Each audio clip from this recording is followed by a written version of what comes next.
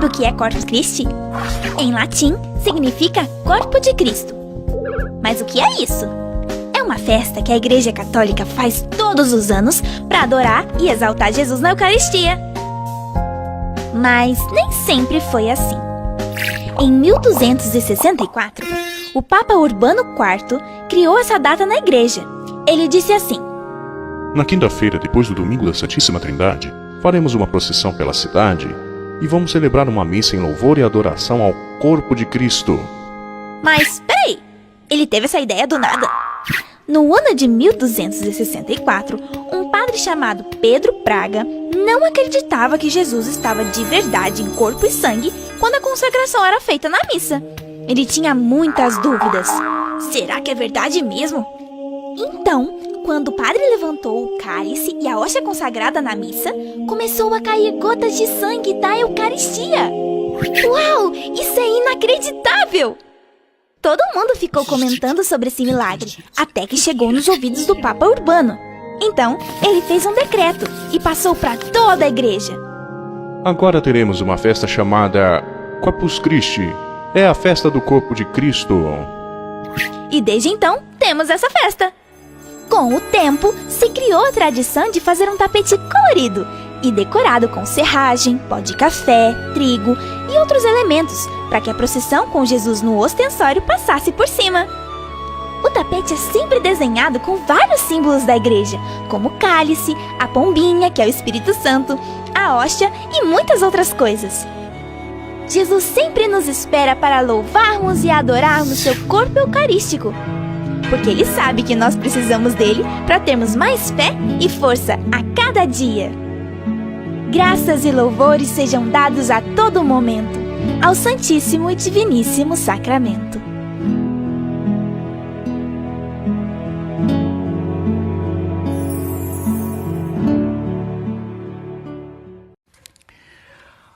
Essa história foi publicada numa revista chamada Bombeiros em Emergência, que é publicada em São Paulo.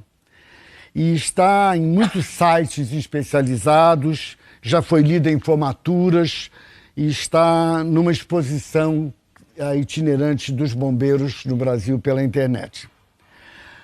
A mãe parou ao lado do leito do seu filhinho de 6 anos. Esse filhinho estava doente de leucemia. Como qualquer outra mãe, ela gostaria que ele crescesse e realizasse os seus sonhos.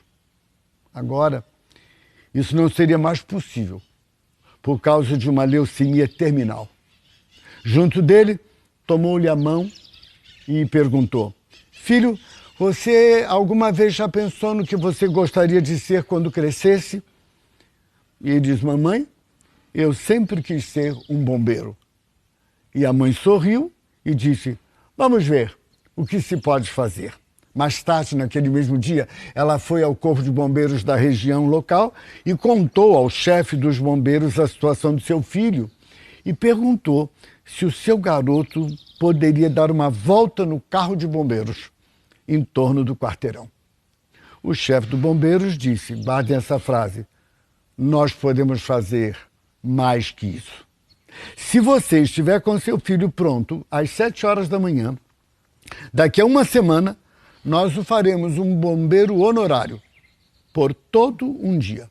Ele poderá vir para o quartel, comer conosco, sair para atender as chamadas de emergência e, se você nos der as medidas dele, nós conseguiremos um uniforme completo. Chapéu com emblema e todas as outras, casaco amarelo igual aos que vestimos e botas também. Uma semana depois, o bombeiro-chefe pegou o garoto, vestiu-lhe o uniforme de bombeiro e o escoltou do leito do hospital até o caminhão de bombeiros. O menino ficou sentado na parte de trás do caminhão e foi até o quartel central. Parecia que estava no céu. Ocorreram 3 chamadas naquele dia na cidade e o garoto acompanhou todas as 3. Cada uma delas em um tipo de veículo. No autotanque, na van que vai os médicos e até no carro especial do chefe do Corpo de Bombeiros. Todo o amor e a atenção que foram dispensados ao menino acabaram comovendo-o tão profundamente que ele viveu mais 3 meses, além do tempo previsto. Uma noite, todas as suas funções vitais começaram a cair dramaticamente. E a mãe chamou ao hospital toda a família. Então, ela lembrou a emoção que o garoto tinha passado naquele seu dia de bombeiro honorário e pediu à enfermeira que ligasse para o chefe da corporação e perguntasse se seria possível enviar um bombeiro para o hospital naquele momento trágico de partida para ficar ao lado do menino. O chefe do bombeiro respondeu: nós podemos fazer mais que isso. Nós estaremos aí em alguns minutos, mas faça-me um favor. Quando você ouvir as sirenes tocando e vir as luzes dos carros, avise no sistema de som que não se trata de um incêndio.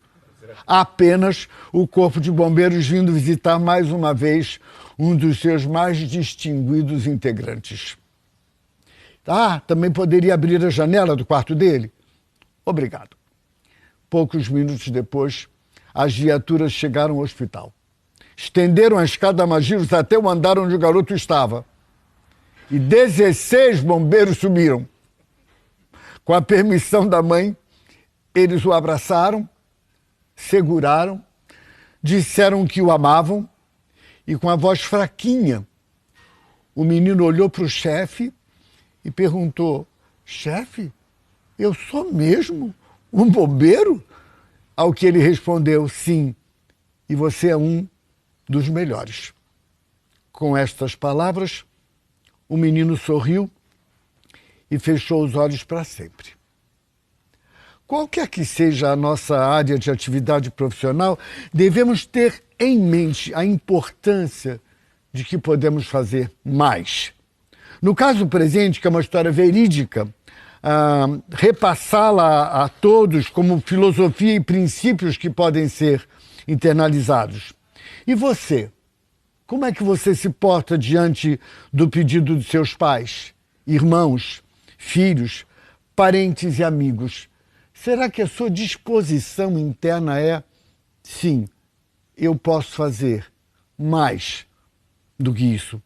Reflita se sua vida tem sido em serviço ao próximo e tome uma decisão hoje mesmo. Um amigo meu me disse certa vez: pior do que você querer fazer e não poder, é você poder fazer e não querer. Essa mensagem não é para ficar arquivada. Absorve-a, encaminha, comente, porque a maior perda da vida é aquilo que morre dentro de nós enquanto nós vivemos. Naquele dia com meu pai no parque, eu não imaginava, mas eu teria a maior lição da minha vida. O que é aquilo, filho? É um pássaro, pai. O que é aquilo, filho? Já falei que é um pássaro, pai. Você não tá ouvindo, não? O que é aquilo, filho? Já não disse pra você que é um pássaro? Pássaro, que voa, que canta. Esqueceu já? Pelo amor de Deus, cara. Por que toda hora você fica fazendo a mesma pergunta? Saco, não tem paciência pra ficar repetindo a mesma coisa toda hora, não. Meu pai não respondeu meu insulto. Ele apenas foi buscar uma agenda antiga que ele tinha guardado.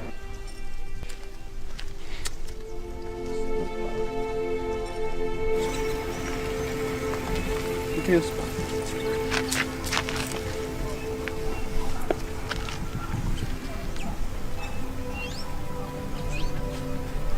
Hoje, meu filho caçula, eu estava sentado contigo no parque quando um pássaro pousou na nossa frente. Você me perguntou 21 vezes o que era aquilo. E eu respondi as 21 vezes que era um pássaro. Muitas vezes eu quase perdi a paciência, mas o seu sorriso, ao fazer aquela descoberta, me lembrava que você era a maior bênção que Deus já me deu na vida.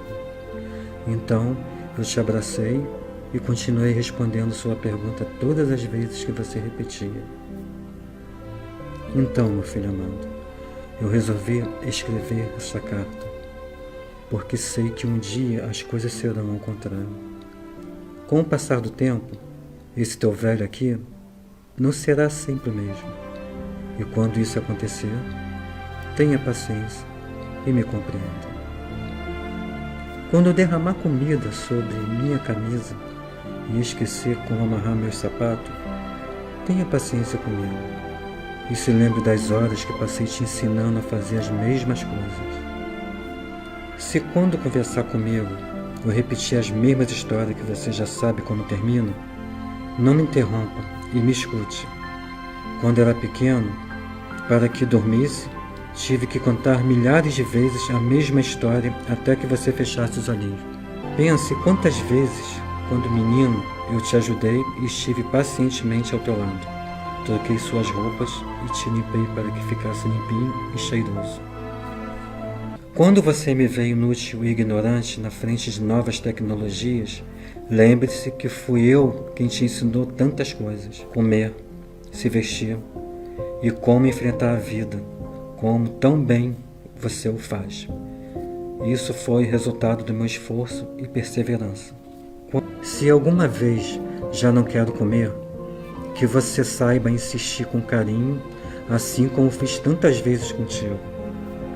Quando minhas pernas falharem por estarem cansadas para andar, me dê sua mão para me apoiar, como eu fiz quando você começou a caminhar, com suas perninhas tão frágeis. E se algum dia me ouvir dizer, já não quero viver e só quero morrer, não se aborreça comigo. Compreenda que é difícil ver a vida abandonando aos poucos o meu corpo. Sempre quis o melhor para você e me esforcei para que o mundo fosse melhor e para que quando eu me for, você tenha caminhos mais confortáveis do que os meus. Não se sinta triste ou impotente por me ver assim. Não me olhe com cara de pena, apenas me dê o seu coração. Da mesma maneira que te acompanhei no início da sua jornada, peço que me acompanhe para terminar a minha. Não me deixe sozinho. Me trate com amor e paciência, e eu te devolverei gratidão e sorrisos, com o imenso amor que tenho por você. Atenciosamente, teu velho. Se você tem um pai ou mãe vivo, ligue hoje para ele e diga o quanto os ama, porque nós nunca sabemos quando será o último dia. Honre teu pai e tua mãe, para que você tenha uma vida longa e Deus te faça muito feliz. Dê um abraço grande e apertado neles hoje e fale o quanto eles são importantes. Quando Deus fez a mulher, ele já estava nas horas extras do seu 6º dia de trabalho. Um anjo apareceu e perguntou: Senhor, por que o senhor gasta tanto tempo com essa criatura? E o Senhor respondeu: você viu a folha de especificações para ela?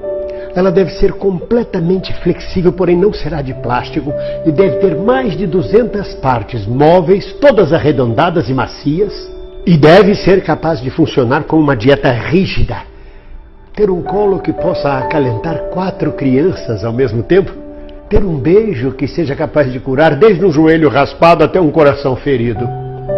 O anjo ficou maravilhado e indagou ao Senhor: e esse é apenas o modelo estándar? E disse mais: Senhor, é muito trabalho para um dia só, espera para terminar ela amanhã. E o Senhor retrucou: não, eu estou muito perto de acabar esta criação, e esta criação é a favorita do meu coração. Ela se cura sozinha quando está doente e pode trabalhar até 18 horas por dia. Aí o anjo se aproximou e tocou a mulher e perguntou: por que o senhor a fez assim tão suave? E Deus respondeu: eu a fiz suave, mas também a fiz forte. Você não tem ideia do que ela é capaz de aguentar ou conseguir. Mas será que ela é capaz de pensar? Perguntou o anjo. E Deus respondeu: não somente será capaz de pensar, mas capaz de raciocinar, de negociar. E mesmo que pareça ser desligada, ela prestará atenção em tudo que for importante. Então, notando algo, o anjo estendeu a mão e tocou a pálpebra da mulher. E disse: Senhor, parece que este modelo tem um vazamento. Eu falei para o senhor que o senhor estava colocando coisas demais nela. E Deus, com toda a sua paciência, disse: isso não é nenhum vazamento, é uma lágrima. E o anjo perguntou: o que é uma lágrima, Senhor? Para que serve uma lágrima? E Deus disse: as lágrimas são sua maneira de expressar seu amor, sua alegria, sua sorte, suas penas, seu desengano, sua solidão, seu sofrimento e seu orgulho. Isso impressionou muito ao anjo, que disse: és um gênio, Senhor, pensaste em tudo. A mulher é verdadeiramente maravilhosa. E Deus disse: sim, ela é. A mulher tem forças que maravilham os homens, aguentam dificuldades, carregam grandes cargas físicas e emocionais. Porém tem amor e sorte. Sorriem quando querem gritar, cantam quando querem chorar. São capazes de renunciar a tudo que têm por precioso, por obediência e amor a mim. E mesmo que não compreendam nada ainda assim confiam. Choram quando estão felizes e riem quando estão nervosas. Lutam pelo que acreditam. Elas enfrentam a injustiça, elas não aceitam não como resposta quando elas acham que há uma solução melhor. Privam-se para que sua família tenha algo melhor. Elas vão ao médico acompanhando uma amiga que tem medo de ir sozinha. Amam incondicionalmente. Choram quando seus filhos não triunfam e se alegram quando suas amizades conseguem prêmios. São felizes quando ouvem falar de um nascimento ou um casamento. Seu coração se despedaça quando morre uma amiga. Sofrem com a perda de um ser querido, mas são ainda mais fortes quando pensam que já não há mais salvação, quando pensam que já não há mais forças. Sabem que um beijo e um abraço podem curar um coração ferido. Porém, há um defeito que eu não consegui corrigir. É que às vezes elas se esquecem do quanto valem.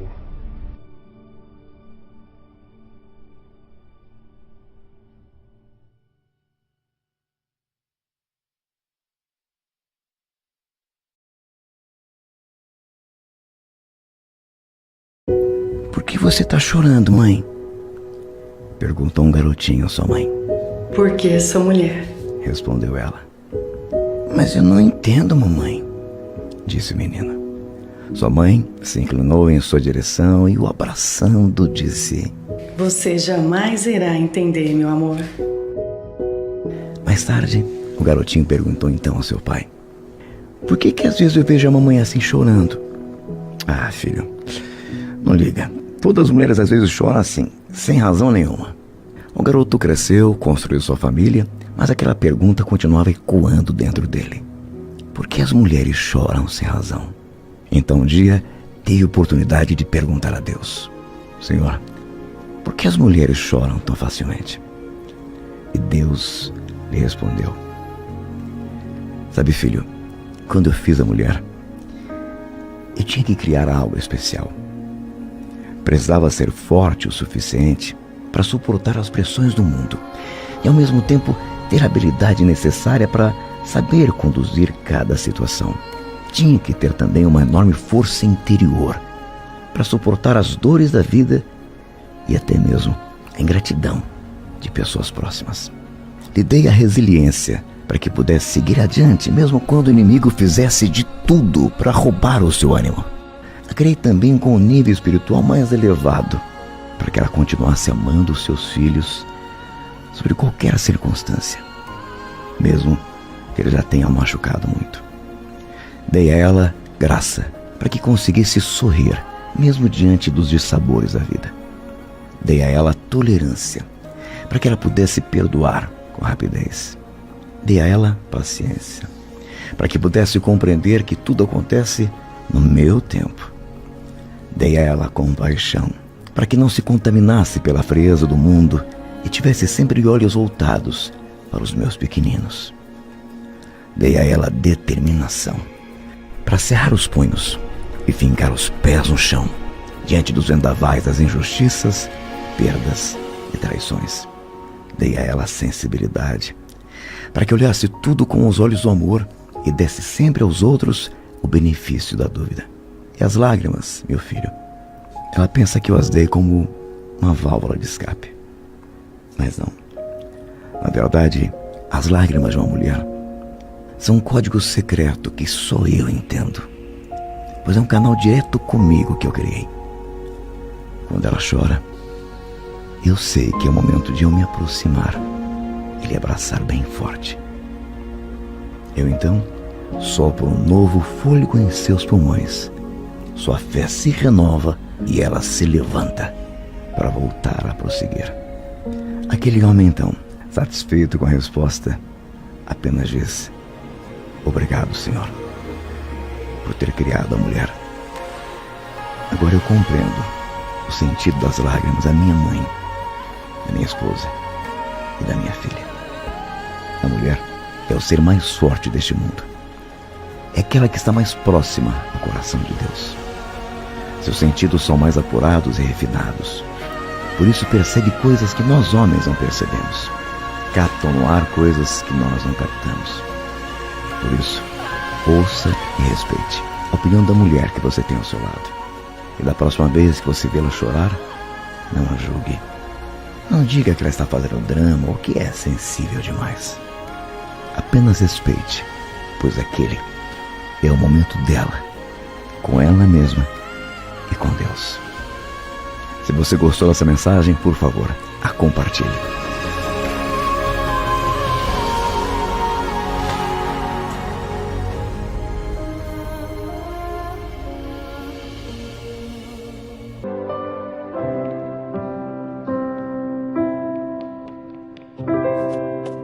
Quando vocês me viram ontem, eu também tinha vindo à missa, mas fiquei com vergonha de admitir. E o que achou da missa? Eu não entendi muita coisa, mas gostei da roupa do padre, dos gestos e da história que o padre contou. O essencial é invisível aos olhos, mas com a graça de Deus, posso tentar te explicar um pouco. É um grande mistério que não cabe em palavras. Somente quem se abre ao amor é capaz de compreender sua gratuidade. Por isso a missa é desprezada. Muitos dizem: o que eu ganho com isso? Posso fazer minhas orações em casa. E nisso, pedem a oportunidade de encontrar a maior das riquezas. A missa vai começar, vamos ficar em pé. Quando ficamos em pé na missa, significa que estamos em sinal de prontidão, totalmente atentos.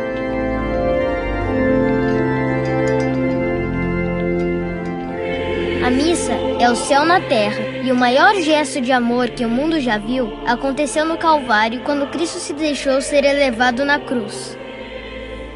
O sacerdote é o amor do coração de Deus. Pelo sacramento que recebeu, se torna a pessoa de Cristo. Ele entra com as mãos postas olhando para frente porque representa Cristo subindo ao Calvário. Francisco, o padre é... Não se assuste, Deus te deu a graça de ver com mais profundidade algumas partes da missa.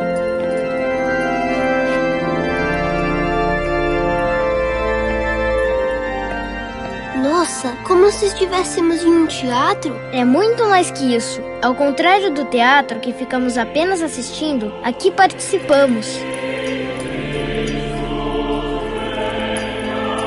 Fomos atraídos pelo amor, assim como as águas dos rios correm em direção ao mar. Nós, que fomos criados para o amor, corremos em direção a Deus. É o amor de Cristo que nos uniu.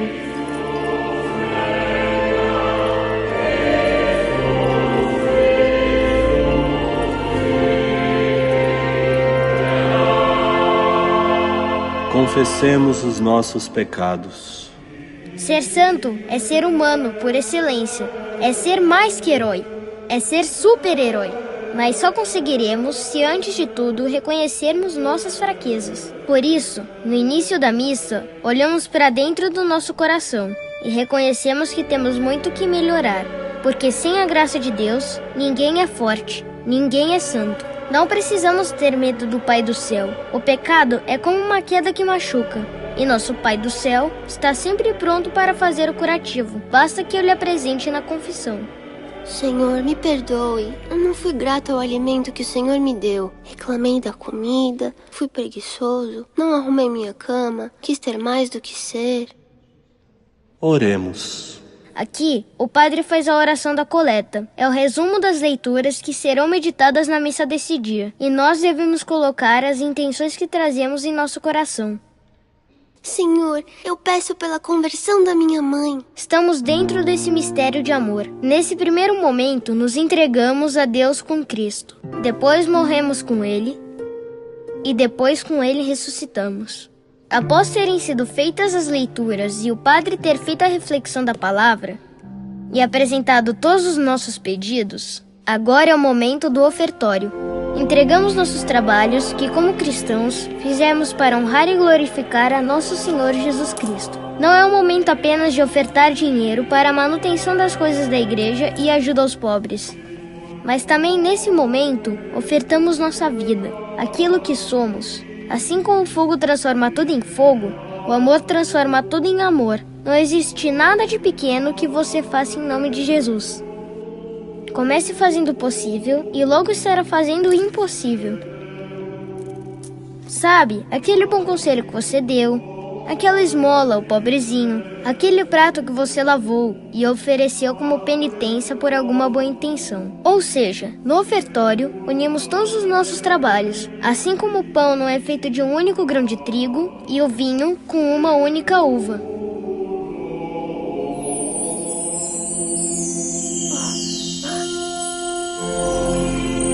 Calma, não se assuste. São os anjos pegando suas intenções e levando ao céu. Mas por que com algumas pessoas isso não aconteceu? É que estas não ofereceram seus trabalhos.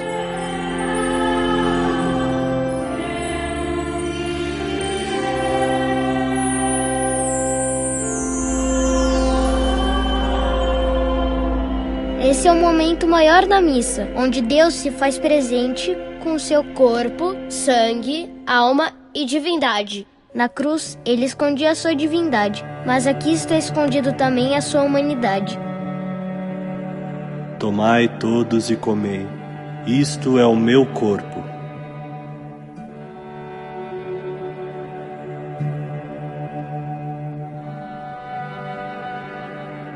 Isto é o meu sangue.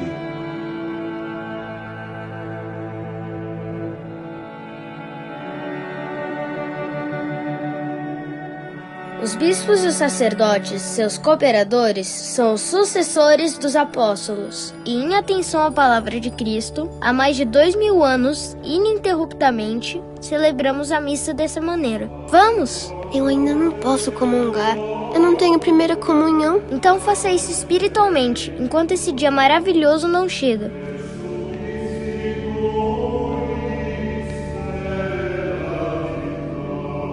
O corpo de Cristo.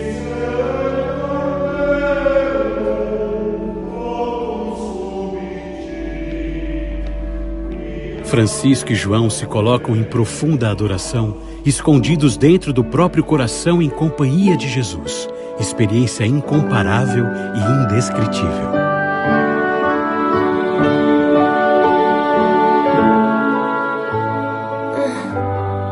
A missa já terminou? Sim, João, e já faz tempo. Irmão Francisco, foi maravilhoso. Eu não sei como te explicar.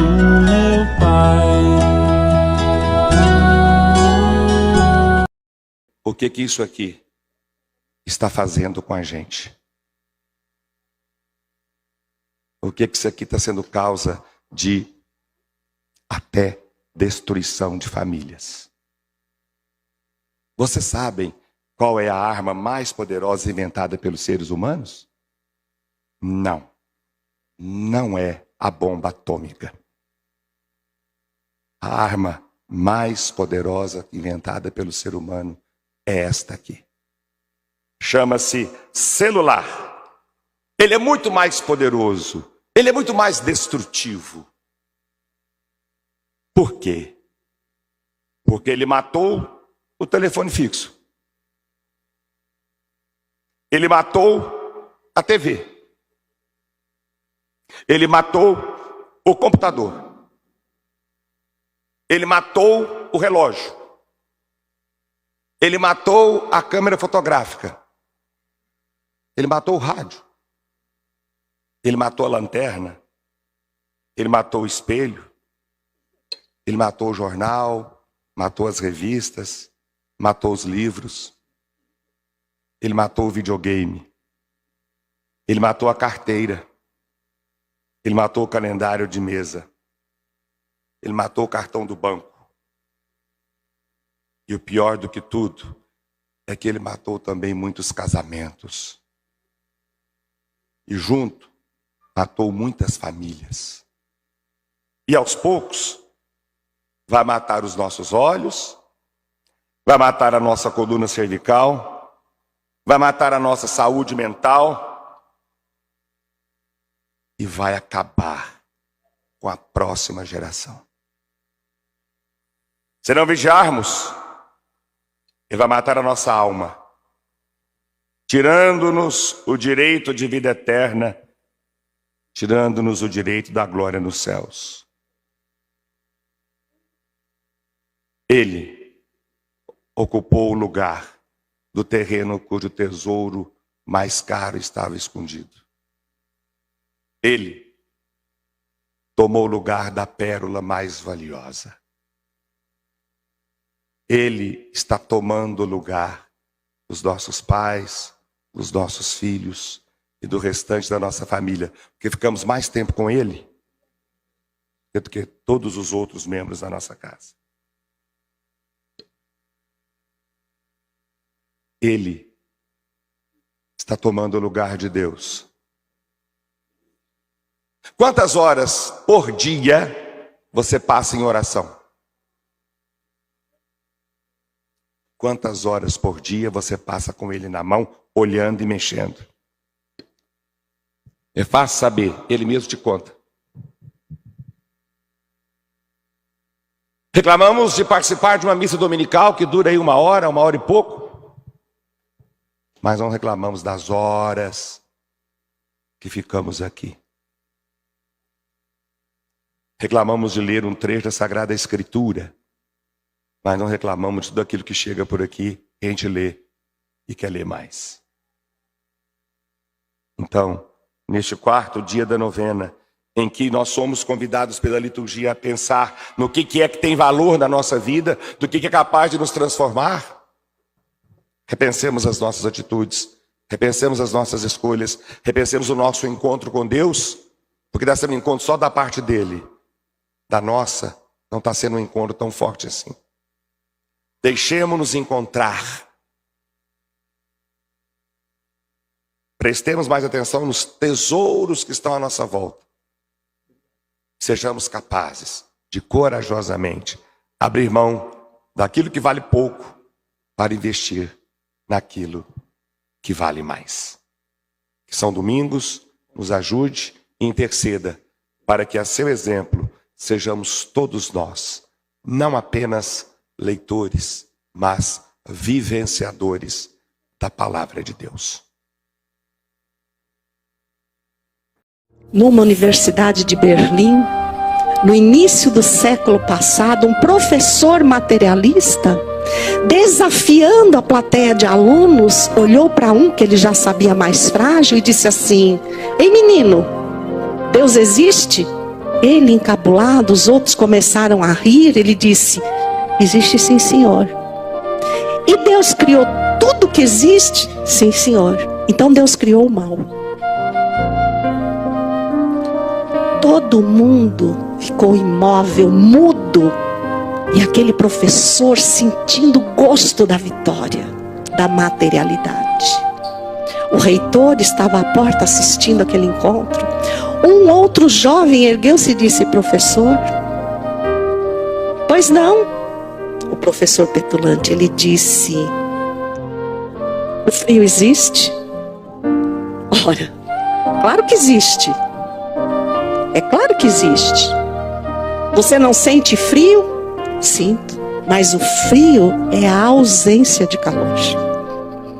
A ciência mede o calor, e na ausência dele, a ausência do calor chama-se frio." "Professor, a escuridão existe?" "Claro que existe. Quando você entra num lugar escuro, o que é aquilo? Ausência de luz. Ninguém mede a intensidade da escuridão. Escuridão é escuridão. Quando tem menos escuridão é porque tem mais luz. Você diminui a luz, mas você não aumenta a escuridão." "Professor, o mal existe?" E o professor, rindo, disse: "Menino tolo, estás querendo me desafiar? Como o mal não existe? Olha para fora. O que você chama as pessoas matando umas às outras? Impondo necessidade umas às outras? Isso não é o mal?" Ele disse: "Não, professor. Isso é a ausência de bem. É a ausência de Deus. O reitor entrou e disse: como é seu nome? Albert Einstein. O suicídio é o cume da ausência de Deus. E Deus, para se manifestar aos homens no grau de materialidade, precisa de cada um de nós. O meu abraço, o meu sorriso, o meu ânimo, a minha esperança, fala de Deus, aquele que jaz em trevas, aquele que caminha sem esperança. Porque onde quer que nós estejamos, em qualquer parte do universo, nós somos aquela pedra que se soltou, simples e ignorante, e que despertou para o princípio da inteligência, e que passeia sobre a intelectualidade, mas que não liga o Wi-Fi do universo para se conectar com Deus e desenvolver o antídoto de todas as dores, o amor. Muito obrigado, muita paz.